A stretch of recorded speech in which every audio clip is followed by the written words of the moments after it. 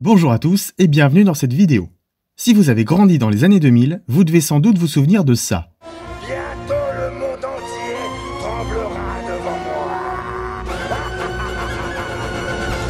Et je pense qu'après cette scène, une grande partie d'entre nous attendait avec impatience d'avoir un jour une suite. Et bien c'est chose faite en 2018 avec Les Indestructibles 2.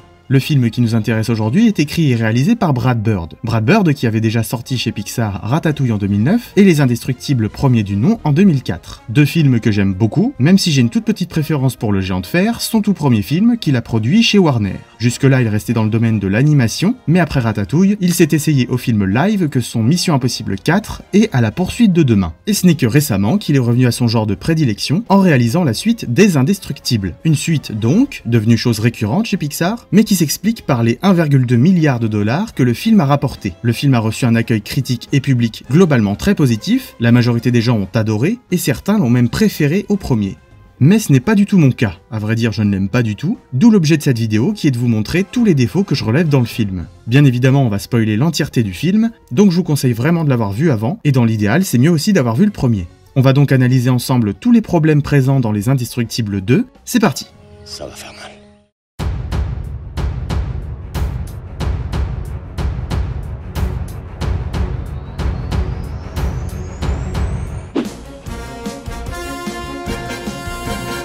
Déjà, rien que la séquence d'introduction pose plein de soucis. Interrogatoire par l'agent Rick Dicker. Votre nom, s'il vous plaît? Tony. Tony Reidinger. Waouh, vous pouviez pas commencer directement par la scène d'action avec le démolisseur? C'est ce que tout le monde attend depuis 14 ans. Et pourquoi on démarre le film sur un personnage secondaire dont tout le monde se fout? Ah, c'est sûrement pour recopier la séquence d'introduction du premier film, avec un interrogatoire, les titres qui apparaissent au même moment jusqu'au titre du film, et le début de la première scène d'action. Il y avait aucun intérêt à forcer pour refaire la même intro que dans le film d'avant. Enfin bref, Tony nous raconte la fin du premier film jusqu'au moment où... Elle était en colère, elle a jeté son masque par terre et c'était elle. Pourquoi elle fait ça? Sous le coup de la colère? Mais à quel moment, en tant que super-héros, tu jettes ton masque devant tout le monde? Ça aurait été Jack, je veux bien, mais là c'est Violette. Violette qui dans le premier film faisait exactement tout ce que sa mère disait quand il s'agissait des pouvoirs et des trucs de super-héros. Mettez ces masques. Votre identité est votre bien le plus précieux. Protégez-la. Et si vous avez des ennuis, utilisez vos pouvoirs. Mais t'as dit qu'il fallait Je jamais... sais ce que j'ai dit! Non, le truc du masque, c'est juste pour forcer la sous-intrigue entre Violette et Tony. J'ai aucun souci avec les filles à fort caractère. Je me sens assez sûr de moi et de ma virilité.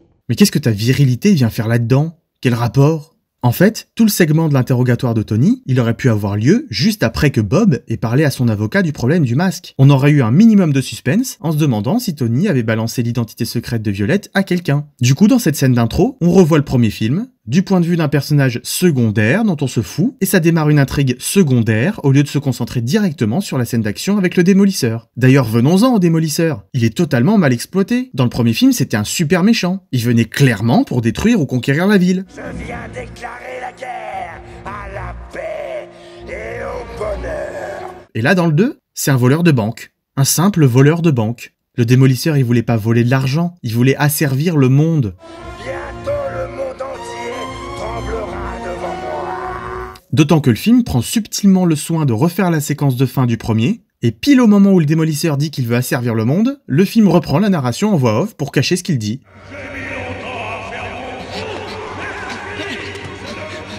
Tout ça était déjà assez bizarre, mais en plus, qu'est-ce que je vois? Des bottes. Comme ça, on nie totalement ce qu'était le démolisseur à la base, pour en faire ce qui arrange l'histoire dans ce film-là. Bah oui, parce que si on en fait un mec qui veut conquérir le monde, on doit montrer toute la menace, lui faire déployer les grands moyens. Et on n'a pas le temps là. Le film veut juste une scène d'intro avec un petit antagoniste. Donc on en fait un simple pilleur de banque, en détruisant totalement ce potentiel. Démolisseur, comment se retrouve? Oh non, c'est pas possible. Il manquait de lui. Attends, les deux se connaissent déjà? Mais dis-moi en plus, film. Parce que juste après, le démolisseur il est battu par Monsieur Indestructible, et il s'enfuit, et il ne réapparaît absolument pas. Alors ça sert à quoi d'émettre le fait qu'ils se connaissent déjà, si le démolisseur se barre et qu'on ne le revoit plus jamais du film? Bonjour, je suis le démolisseur. Et dire qu'il était la promesse d'un grand méchant à la fin du premier film, on est tombé bien bas. Dis bonjour à Marteau Piqueur. Les super combattent le démolisseur, ils arrêtent sa machine, tout est bien qui finit bien, et ils se font arrêter et engueuler par la police? Parce qu'ils sont intervenus? Ok, donc il y a un problème. Dans cet univers, les super n'ont plus le droit d'intervenir à cause de la loi contre les super-héros. Mais ce que leur reproche la police après l'attaque du démolisseur est complètement absurde, et en contradiction avec le premier film. Déjà pendant l'interrogatoire, on comprend que la police est parfaitement au courant, et en détail, de ce qui s'est passé. Écoutez ce que la journaliste dit à la télévision. De super-héros comprenant Frozone, Monsieur Indestructible et Elastigirl ont causé de nombreux dégâts en ville.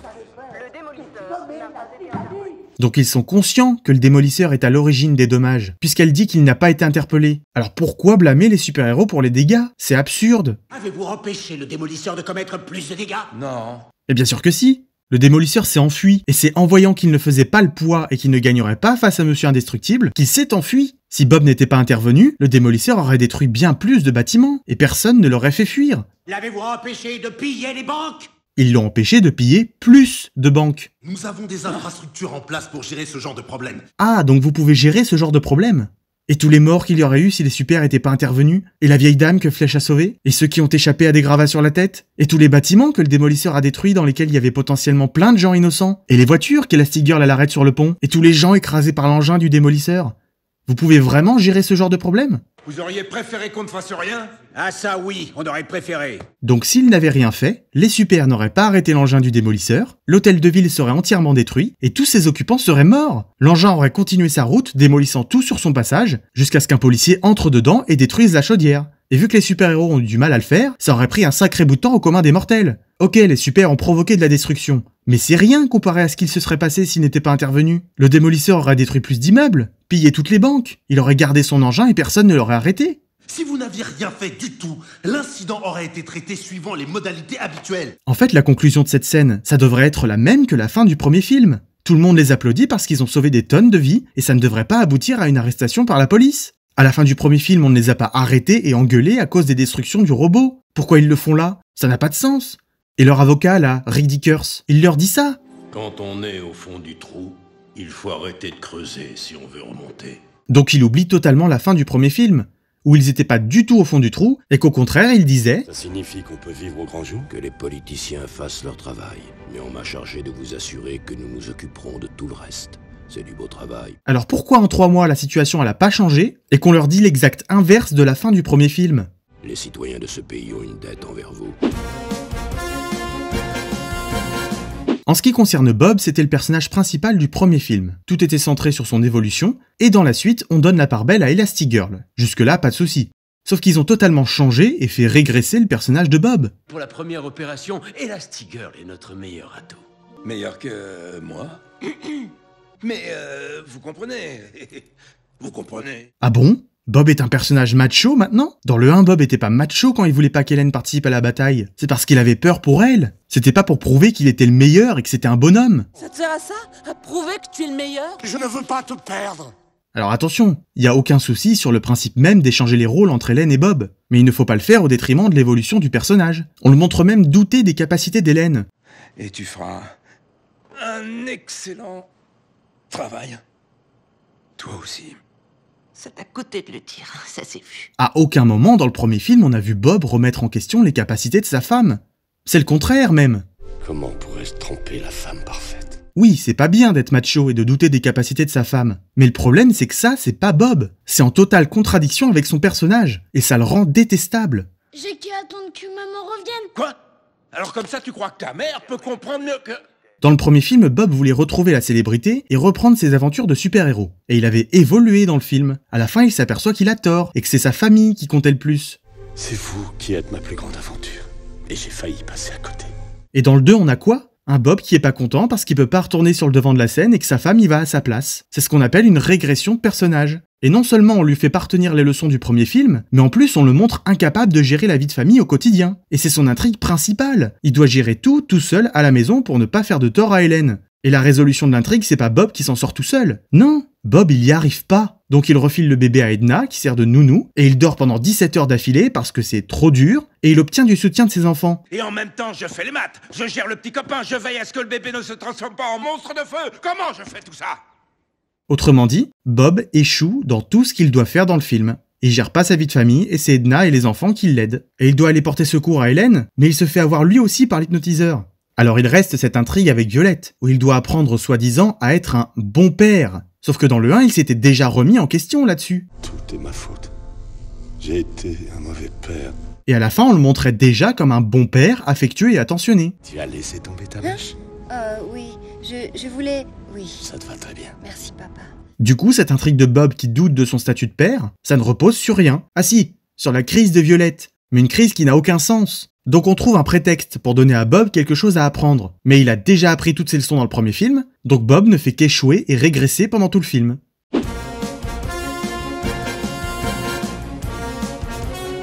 Sur le premier point, je pense que tout le monde va être d'accord. Dès l'introduction dans le film des deux nouveaux personnages de DevTech, à savoir Winston et Evelyn, on crame direct qui va être le méchant. Pourquoi ? Parce que d'un côté, on a Winston qui accueille les super-héros en chantant leurs chansons et en disant « j'adore les super-héros », et de l'autre, on a la sœur qui les accueille froidement avec du recul et en méprisant le mec à l'entrée en lui refilant ses bagages. Vous aviez vraiment un doute sur qui serait le méchant du film ? Et un peu plus loin, le film nous joue la carte de la surprise sur l'identité de l'hypnotiseur. Mais la vraie surprise, ça aurait été que ce ne soit pas elle. Vous êtes très doué. Mais il y a un problème plus sérieux, c'est les motivations du personnage. Pour récapituler, les parents de Evelyn et Winston ont été victimes d'un cambriolage. Le père a voulu appeler des super-héros avec qui il était ami, sauf que la loi anti-super-héros venait d'entrer en rigueur. Du coup, le père a été tué. Et sur le coup, c'est une bonne idée que Winston et Evelyn réagissent différemment au meurtre de leur père. Le problème, c'est que Evelyn, elle nous sort ça. Il a été tué. Pour rien et... bêtement. En espérant qu'un héros viendrait le sauver. Nos adorables parents ont été fous de mettre leur vie entre les mains de quelqu'un d'autre. Mais non, ils ont pas été fous. Les super-héros seraient venus les aider. Le problème, c'est pas d'avoir fait confiance aux super. Le problème, c'est la loi qui les a empêchés de venir parce qu'ils ont plus le droit d'intervenir. C'est illégal. Alors pourquoi blâmer les super-héros? C'est pas de leur faute, c'est à cause de la loi. Vous allez m'aider à rendre les super hors la loi pour toujours. Pardon?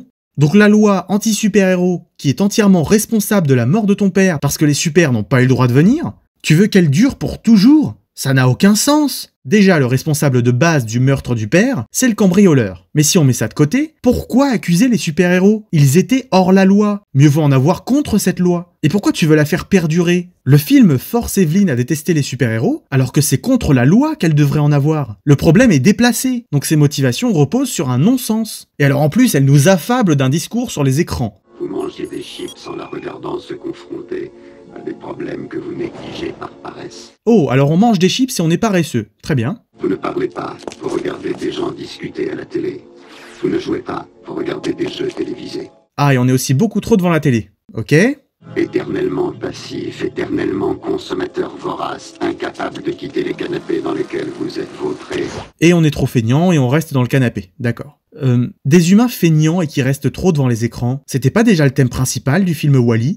Et ça sert à quoi ce discours vaseux sur on est paresseux et on est trop devant les écrans? C'est absolument pas abordé dans la suite du film. À aucun moment l'hypnotiseur menace les gens qui restent trop devant les écrans. Quel intérêt de nous faire un discours dessus? Justement, pourquoi ne pas faire peser la menace du film sur les gens qu'elle juge passifs? Elle a une technologie puissante, elle peut contrôler des gens avec. Alors pourquoi elle n'utilise pas cette technologie pour hypnotiser les gens qui restent devant leur télé? Parce qu'apparemment c'est ce qui la dérange. Comme ça, elle les punit pour être passifs et avoir mis leur vie entre les mains des super-héros. Comme ce gars-là, qu'elle a contrôlé en le faisant passer pour l'hypnotiseur, et qui s'est retrouvé en prison juste après. Ça ne vous dérange pas qu'un innocent se retrouve en prison? Oh, il était insolent. Quoi? Alors deux choses, c'est pas une raison valable, juste parce qu'il est insolent tu vas pas jusqu'à le mettre en prison, et deuxièmement, ça aurait été plus percutant de dire que c'était un gars qui passait toute sa journée sur les écrans, et que tu voulais le punir pour ça, parce qu'il s'en remet aux super-héros. Et c'est ça les personnes qui restent assises sur leur canapé à manger des chips, c'est parce qu'ils ont l'air de faire là. Le film ne donne pas de crédit à ce qu'elle dit, puisqu'il ne montre jamais le problème qu'elle dénonce. Au cinéma, faut montrer les choses, pas seulement les dire.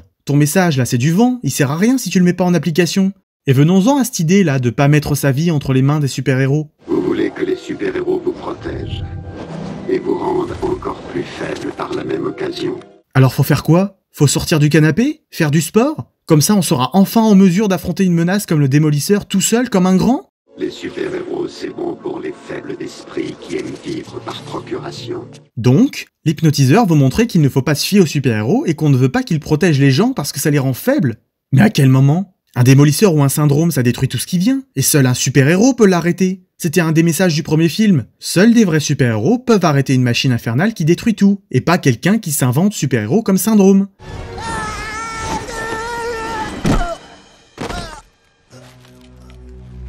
Si les super te protègent plus, T'es peut-être pas un faible, mais tu meurs quand il y a une grande menace qui arrive. C'est bien gentil de dire que les super-héros ça nous rend faibles, mais quand il y a un taré qui débarque comme le démolisseur ou un robot qui détruise la ville, on en a besoin des super-héros. Pour Evelyn, les super-héros c'est un prétexte pour que les gens soient passifs dans leur canapé. Alors pourquoi dans le film, on nous montre pas la différence entre l'avant et l'après-loi contre les super-héros? Si on voyait que la société était véritablement changée par la loi, et que sans les super, les gens seraient plus actifs, oui, ça pourrait marcher. Parce que là, ça expliquerait pourquoi Evelyn veut absolument maintenir la loi et supprimer les super-héros. Ça serait crédible. Mais tout ce qu'elle dit ou ce qu'elle fait dans le film n'a pas de sens. Comme le moment où Evelyn reproche à Elastigirl d'avoir eu confiance en elle. Je comptais sur vous. C'est là que vous avez eu tort. Quoi? Pourquoi vouloir compter sur moi? Parce que je vous ai offert une moto? Parce que mon frère connaît la chanson des super-héros? Mais Evelyn, tu as tout fait depuis le début pour qu'elle compte sur toi. Tu l'as épaulée, tu l'as conseillée. Depuis le début, tu mets tout en œuvre pour que Elastigirl compte sur toi. Et là, tu viens de lui reprocher de l'avoir fait. C'est absurde. Et cette scène-là, quand Evelyn a capturé Hélène, pourquoi elle lui fait reprendre conscience? Parce qu'à la fin de la scène, elle l'hypnotise à nouveau. Donc elle a réveillé Elastigirl, juste pour lui raconter son plan démoniaque et lui faire son discours de motivation de méchant. Ça, c'est encore une scène finement écrite. Et dire que dans le premier, c'était ces codes-là de films de super-héros qu'on dénonçait. Il se lance dans un monologue. Il se lance dans un monologue, et quel crétin! Et au final, ce qui lui manque vraiment à Evelyn pour être une grande méchante, c'est qu'on ait de l'empathie pour elle. Bah oui, on était triste pour Syndrome dans le premier film, de voir ce pauvre gamin du début devenir aussi cruel et méchant. Sauf que là, Evelyn, elle est détestable de bout en bout. Elle se moque même de son frère. Si je découvrais l'origine de l'univers, mon frère trouverait le moyen de vendre ça comme si c'était une vulgaire crème solaire. Moi, j'invente, et son boulot, c'est de vendre. Et c'est quoi cet air méprisant? Genre lui, ce qu'il fait, on s'en fout, moi je suis la meilleure? Désolée, mais elle risque la prison. Désolée, mais elle est tellement riche que tout ce qu'elle risque, c'est de se faire taper sur les doigts. Ah, Violette. Attends. Mais là, le film admet clairement que la méchante principale, capable de meurtre avec une haine des super-héros, va être relâchée avec une simple tape sur les doigts. Mais elle va très clairement récidiver. Donc le méchant n'est pas puni pour ses actes à la fin du film. Quel exemple! Syndrome était tellement irrattrapable qu'il le faisait mourir. Elle a pas l'air mieux et elle s'en sort presque indemne. De toute façon, cette méchante est prévisible, elle a une motivation qui n'a pas de sens, et un combat et une idéologie qui n'ont pas de sens non plus. Elle est détestable et elle n'a aucun charisme. Le sel d'un film de super-héros réussi, c'est un bon méchant, et le premier film l'avait compris. D'ailleurs, Les Indestructibles 2 reprend pas mal de choses du premier film.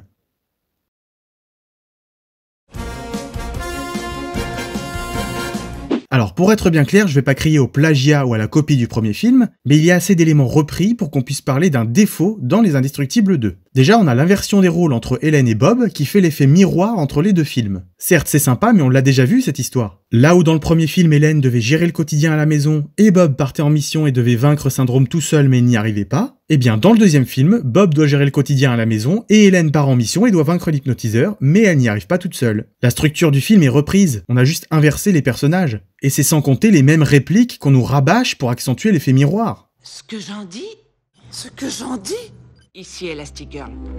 J'accepte. Ici, Monsieur Indestructible. J'accepte. Tout à l'heure, on a déjà parlé de la scène d'introduction qui est reprise, mais on a aussi la même discussion à table en début de film, et on a une surprise sur la découverte de qui est le méchant. Notre héros qui va sur un ordinateur pour découvrir quelque chose d'important sur l'ennemi. Chez Edna, c'est les mêmes plans, au même moment, on va dans les mêmes pièces, et on rejoue la même scène de présentation du costume, sauf que là, c'est avec Bob. Et la scène du train suspendu dans le vide, on l'a eu aussi dans le premier film. On reprend même le gag de Frozone avec sa femme, alors que c'était qu'un aparté humoristique. Et puis effectivement, Frozone revient dans la suite. Mais quand il faut choisir un super-héros pour partir en mission, Frozone n'est même pas considéré. On nous explique même pas pourquoi il y va pas. Les chiffres d'Elastigirl parlent d'eux-mêmes. Bah et les chiffres de Frozone? Dans le premier film, Frozone c'est le super ami de Bob. C'est le soutien indéfectible que Bob appelle lorsqu'il a besoin et qui les aide pendant le final du film.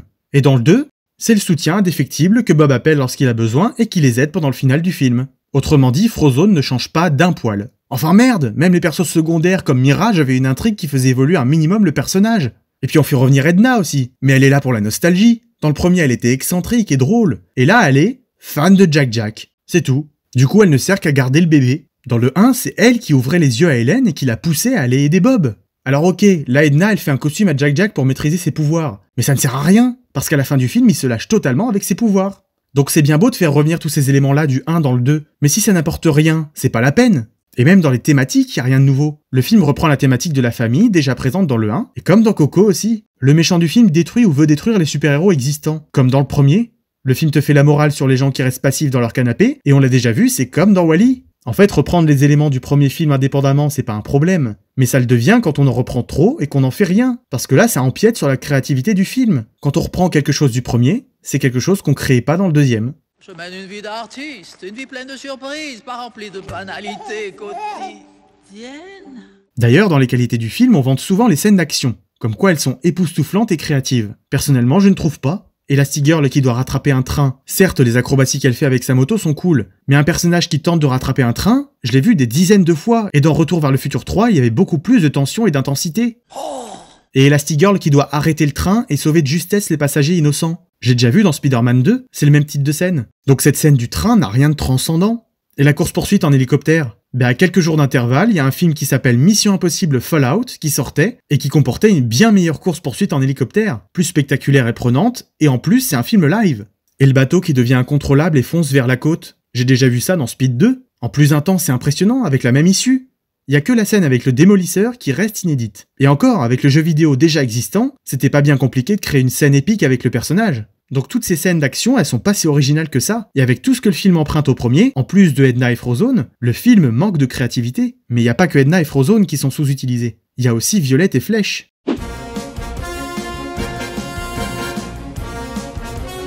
Le film a eu la bonne idée de renverser les préjugés de genre avec Hélène et Bob. Mais alors pourquoi tomber en plein dans le préjugé avec Violette ? Dans le film, elle est censée refléter les problèmes des adolescentes de son âge. Au début, et plus précisément à la fin du premier film, Violette et Tony se donnent rendez-vous pour la première fois ce fameux vendredi. Vendredi. Sauf que quelques minutes après, c'est Violette elle-même, et un petit peu forcée par le scénario, qui retire son masque sans raison. Tony comprend que c'est une super-héroïne et il s'enfuit. Et Violette va elle-même dire à son père que Tony l'a vu enlever son masque. Mais aujourd'hui, il s'est passé un truc avec un garçon et mon masque. Et ensuite Bob va naturellement en informer Rick, qui va, logiquement, effacer la mémoire de Tony. Sauf que quand Bob explique à sa fille que Dicker a un peu trop effacé la mémoire... C'est à cause de Dicker! C'est toi qui lui as parlé de Tony! Chérie. Tu m'as viré de son cerveau! Il m'a oublié! Mais c'est quoi cette réaction? Pourquoi elle pète un câble? C'est bien elle qui a enlevé son masque pour rien et qui l'a dit à son père. Et de quoi elle se plaint? Fallait pas effacer la mémoire de Tony? Parce que dans ce cas-là, il aurait pu balancer son identité secrète, et vu comment il était choqué quand Violette a enlevé son masque, il y avait toutes les raisons de penser qu'il allait parler, et Violette se serait retrouvée en prison. Et le pire, c'est que c'est pas comme si Dicker avait effacé un an de relation. Violette et Tony se connaissaient à peine, ils venaient tout juste de s'échanger leurs prénoms. Elle a juste à aller lui reparler une seule fois, puisqu'ils s'étaient déjà rencontrés qu'une seule fois. La réaction de Violette est bien trop exagérée. Elle a aucune raison fondée de réagir comme elle le fait. Et puis c'est quoi cette caricature de la crise d'adolescence? La pauvre adolescente qui pète un câble parce qu'elle a pas pu sortir avec un gars qu'elle connaissait à peine. Ah oui, et elle renonce à ses pouvoirs. Je déteste les super-héros et je renonce à mes pouvoirs! Et on n'en reparle jamais de ça, pendant tout le film. Et à la fin... Je croyais que t'avais renoncé à tes pouvoirs. Ouais, et bah, je renonce à mon renoncement. Comme c'est facile de créer un problème en début de film à partir de rien, et le résoudre en quelques secondes sans aucun développement à l'amorce du final du film. Mais du coup, le problème de Violette avec son père, eh bien il se règle comme par magie, et sans développement, parce que Bob s'excuse d'avoir fait effacer la mémoire de Tony, alors que c'était une décision totalement logique. Et Violette lui pardonne tout de suite, alors que juste avant, Bob l'avait emmené dans le restaurant, où Violette était partie furieuse après s'être humiliée toute seule devant Tony. Donc Violette passe de furieuse à « je suis plus fâchée » en quelques minutes d'écran. Ça, c'est un développement de personnage passionnant. Comment créer du drame où il y en a pas? T'es pas un bon père. T'es super. Et le pire, c'est qu'à la fin du film, elle va se représenter à Tony, et il se redonne rendez-vous. Alors pourquoi elle a pas fait ça depuis le début? Quand elle a su que Tony avait la mémoire effacée, elle avait juste à faire ça. Mais non, fallait mieux s'énerver et faire du drame pour rien, créer une intrigue totalement vide et qui ne repose sur rien. C'est une situation forcée, une réaction de Violette forcée, et une résolution forcée. Les lunettes qu'ils ont mis de force à Lucius. Ils avaient tous les mêmes, t'as vu? Ils sont sous le contrôle d'une personne malveillante. Et en ce qui concerne l'intrigue de Flèche, y a pas d'intrigue de Flèche en fait. Il ne fait aucune action majeure ou significative, et son seul problème dans le film, c'est faire ses exercices de maths et manger des légumes pour sa santé. Et on avait déjà vu dans le 1 qu'il devait manger des légumes et faire du sport. Là, le vrai problème, c'est qu'il n'utilise jamais son pouvoir de manière déterminante pour faire avancer l'histoire. Là où dans le premier film, il sauvait sa famille de la noyade, il protégeait la télécommande ou se sauvait carrément la vie. Donc on peut décemment affirmer que Flèche ne sert à rien dans le film. Et on peut même dire de manière générale que Violette et Flèche ont un impact mineur et très léger. C'est eux qui à la fin sont censés sauver leurs parents et les autres super-héros. Le problème c'est qu'on ne les a pas développés convenablement avant, donc à la fin, ils arrivent juste à s'introduire sur le bateau et à assommer 2-3 méchants, c'est tout. Tout repose sur nous. Y a plus que nous, tu comprends ça? Et on a gâché 20 minutes de film sur la relation amoureuse de Violette, pendant que Flèche avait des problèmes pour faire ses exercices de maths. Donc c'est très léger, voire inexistant comme enjeu. Et c'est pas Flèche et Violette qui aident leurs parents à la fin, c'est Jack qui débloque un tant soit peu la situation. Et là encore, il y a un problème.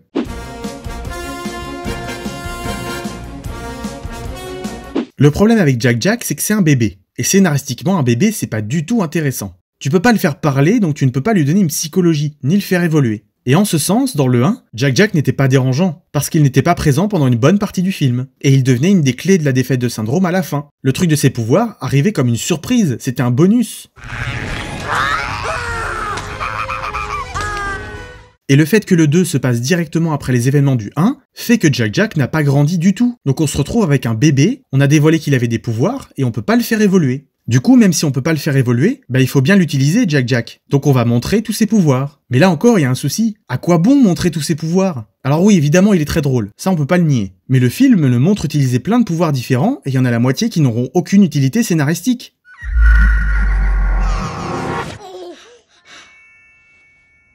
Comme quand il se téléporte dans une autre dimension, quand il devient caoutchouc, ou qu'il prend feu, et quand il se démultiplie. Tout ça, il ne l'utilise jamais. Alors ok, les yeux laser et quand il se transforme en monstre, c'est utile à la fin. Et quand il devient géant aussi. Mais il assomme 3 sbires de la méchante. Et tout ça, non seulement c'est pas très utile en termes d'avancée d'histoire, et pour le coup du géant, c'est même pas un pouvoir qu'on avait introduit précédemment. Jack arrive aussi à retirer les lunettes de sa mère à la fin. Oui, c'est utile, mais en termes scénaristiques, on appelle ça un Deus ex machina.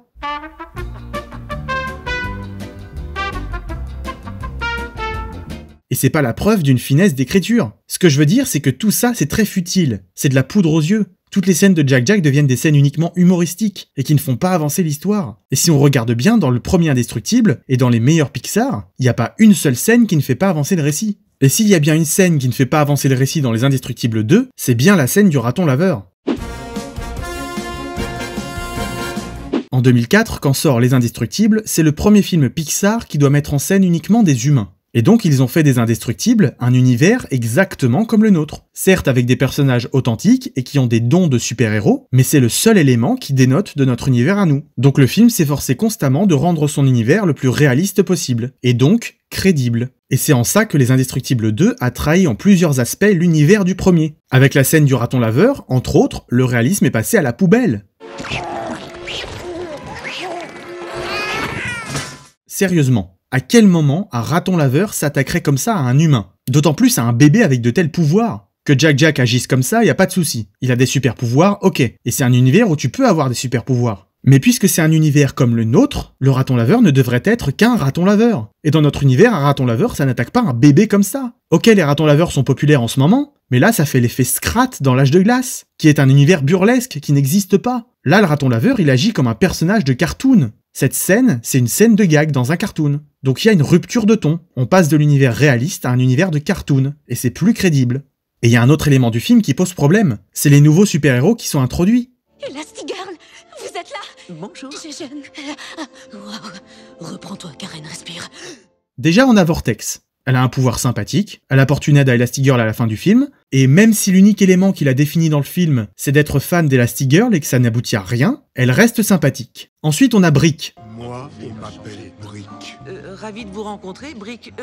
Que faisiez-vous avant? J'étais dans la construction. Et c'est tout ce qu'il définit. Il a pas de personnalité. Après, on a 2 autres gars, et surtout, on a Reflux. Je m'appelle Reflux, un problème médical devenu super pouvoir, qui l'eût cru. Pardon? T'as eu un problème médical qui est devenu un super pouvoir? Mais dans cet univers, les super pouvoirs, c'est un don. Alors que tu as des dons que je n'ai jamais reçus. Des soi-disant super pouvoirs. Donc c'est bien un don, ce qui insinue que tu l'as dès la naissance, ou que tu le développes jeune comme Jack. Et puis c'est quel genre de problème médical qui transforme ton estomac pour te permettre de cracher de la lave sans te brûler toi-même? C'est surnaturel, t'es pas un dragon. Et c'est là que le manque de réalisme pose problème. Ce personnage n'est pas crédible. Et lui là, je suis Petit Duc, ravi de vous rencontrer. il est beaucoup trop extravagant par rapport au pouvoir qu'on sait être possible dans cet univers. Un homme très fort ou une femme élastique, ça passe. Ça peut paraître crédible en tant que super pouvoir. Mais un homme hibou, d'où ça sort? Et puis quand on parle des Indestructibles 2, j'entends souvent dire « Oui, c'est bien, c'est des personnages originaux, ils apportent de la fraîcheur dans le film. » Non!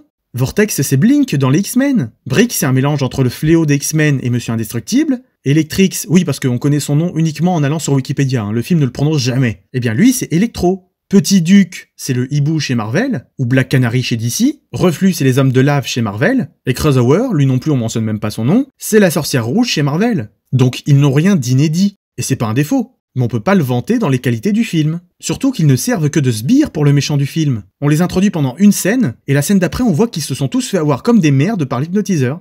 Bonjour petit, comment ça va? Bonjour.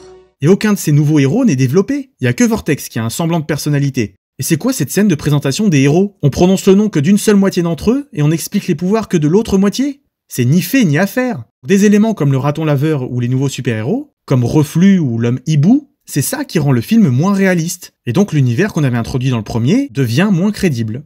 La vidéo touche bientôt à sa fin, alors terminons avec la fin du film.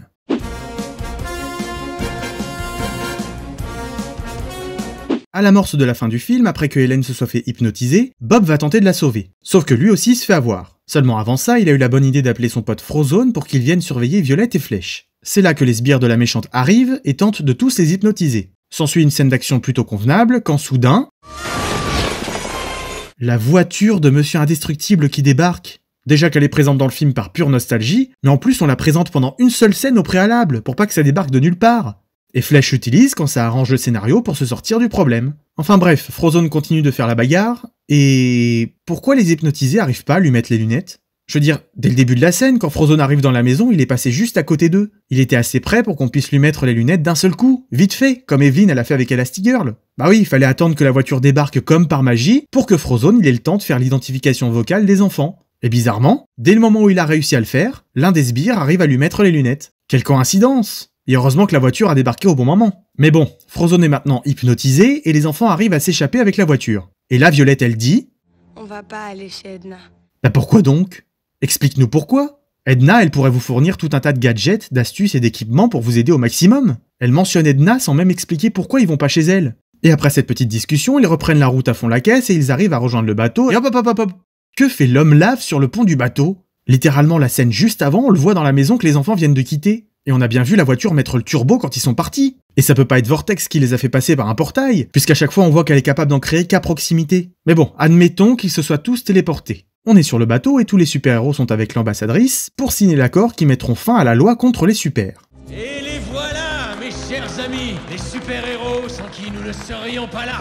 Et ils se comportent tous bizarrement. Ils ont tous un masque et personne s'en rend compte. Ah si, Winston il s'en rend compte. Mais par la magie de la crédulité scénaristique, il se laisse berner par sa sœur. Et quand l'ambassadrice elle signe les accords, t'en as pas un seul qui sourit. Ils sont tous stoïques. Il y en a pas un qui a remarqué qu'ils avaient les mêmes lunettes que l'hypnotiseur? Parce que plus tôt dans le film, tout le monde l'a vu l'hypnotiseur. Tout le monde sait à quoi il ressemble. Personne ne se rend compte qu'ils sont hypnotisés. Et cette histoire de lunettes, c'est un peu approximatif. Là, quand Vortex elle est inconsciente, pourquoi Violette lui enlève pas ses lunettes? Et puis maintenant, on sait que Violette, elle peut lire l'avenir. Parce qu'un peu plus tôt dans le film, elle disait ça. C'est le super costume de maman? Elle en aura peut-être besoin, on sait jamais. Quelle chance que Violette ait pu voir la fin du film en avance. Maman, le costume. Mais celui-là. Et puis c'est vrai qu'en voyant le bateau se diriger à toute vitesse vers la côte, on préfère prendre du temps pour changer de costume juste parce qu'il est un peu déchiré à l'épaule. Et plus sérieusement, c'est ça l'enjeu final. Arrêter le bateau qui se dirige vers la côte. Malheureusement, c'est une menace beaucoup trop faible comparée au potentiel et au premier film. Dans le 1, on devait arrêter un robot dantesque qui menaçait toute la ville. Je comprends que ce soit difficile, et qu'il faut pas tomber dans la suite qui en fait toujours trop. Mais là, c'est clairement pas assez. Le bateau, il menace de détruire 2 ou 3 immeubles en arrivant sur la côte. Et oui, la menace est grave quand même. Mais pas assez pour qu'on soit investi. Et puis on n'est pas assez derrière nos héros. Là où on voyait toute la famille ensemble qui collaborait pour arrêter le robot, bah ici on ne les voit jamais combattre ensemble. Ils arrivent à stopper le bateau en faisant chacun une action de son côté. Et y a pas cette sensation d'unisson qui donne envie qu'ils réussissent. Donc c'est un final beaucoup trop faible en intensité pour être épique et percutant. Après tout ce qu'on a vu, une question subsiste. Pourquoi le film est-il aussi raté sur tous ces points? À qui la faute? Est-ce que c'est à cause de Disney et de Bob Iger, qui aurait imposé un cahier des charges trop lourd à supporter? Est-ce que c'est à cause de Pixar et John Lasseter, qui était encore directeur artistique pendant la création du film?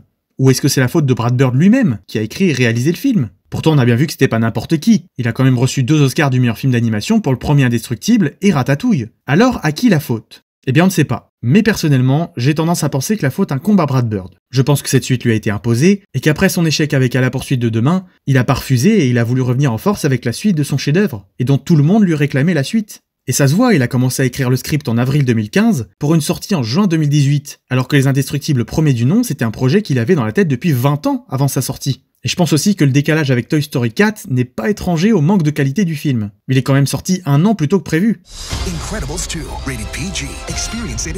Et on l'a vu, c'est un film qui prend peu de risques et qui apporte beaucoup de problèmes. Notamment dans l'écriture, toutes les situations forcées pour faire avancer l'histoire au détriment d'un univers crédible, et des personnages qui n'ont aucun sens comme Evelyn ou Violette, qui sont inutiles comme Flèche et Jack-Jack, Edna ou Frozone, au pire qui régressent par rapport au premier film comme Bob.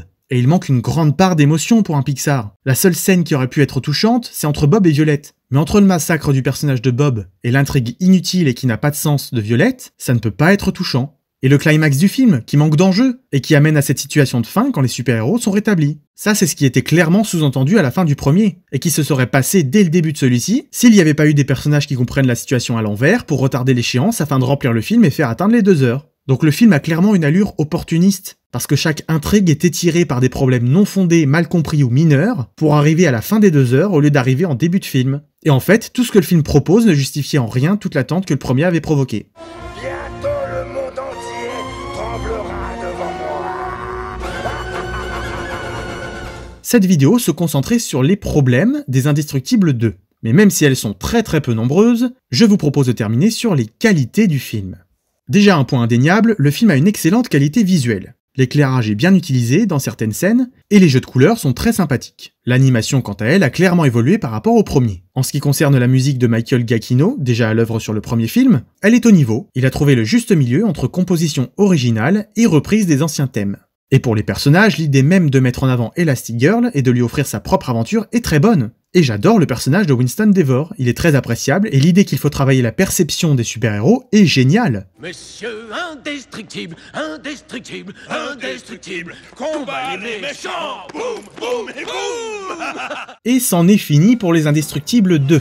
Merci beaucoup d'avoir regardé cette vidéo, et surtout d'en être arrivé jusqu'au bout. J'espère que vous l'avez apprécié, et si c'est le cas, abonnez-vous pour ne pas rater les prochaines, sans oublier de cliquer sur le pouce bleu, parce que ça fait très plaisir. Encore merci à tous, et à la prochaine.